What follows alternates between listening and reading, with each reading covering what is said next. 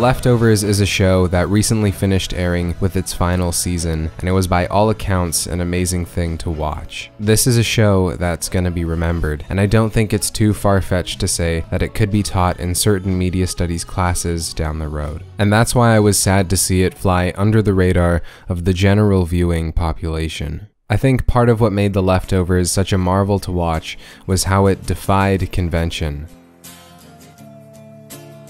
It was just so different.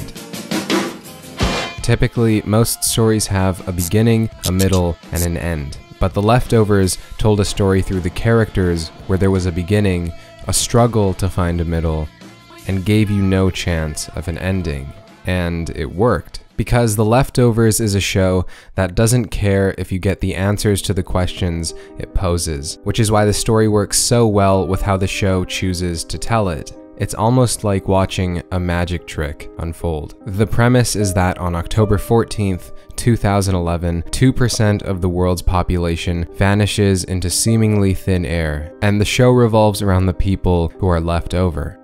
The greatest trick the show performs is making you forget about the people that disappeared. In the first few episodes, it's made clear that people are looking for the answers to what's happened to the departed.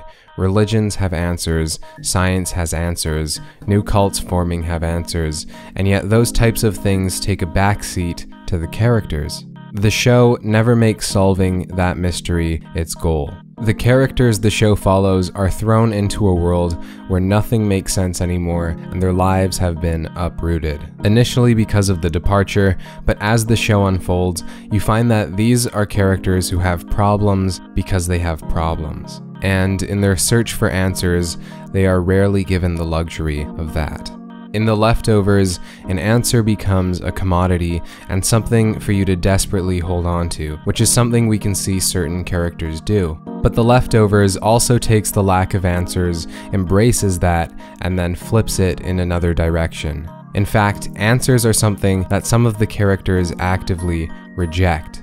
In fact, Nora, who is given the chance to potentially travel to the departed, maybe, ends up choosing not to have an answer to her ultimate question, possibly.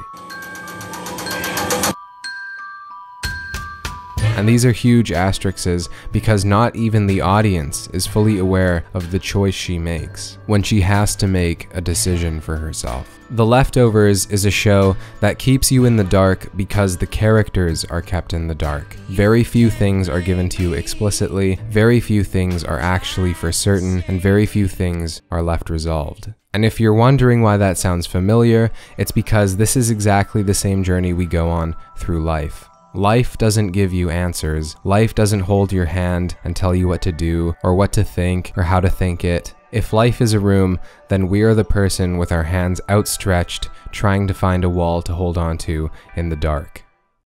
Ultimately, what The Leftovers is a meditation on life and its mysteries, and about accepting life for what life is, accepting the decisions you make in it, even if no answers come about from your actions.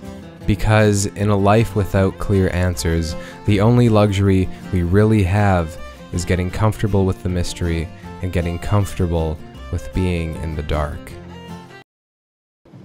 Started.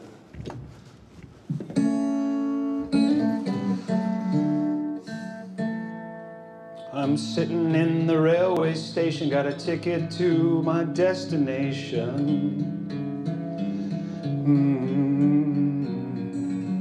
On a tour of one-night stands, my suitcase and guitar in hand, and every stop is neatly planned for a poet and a one-man band.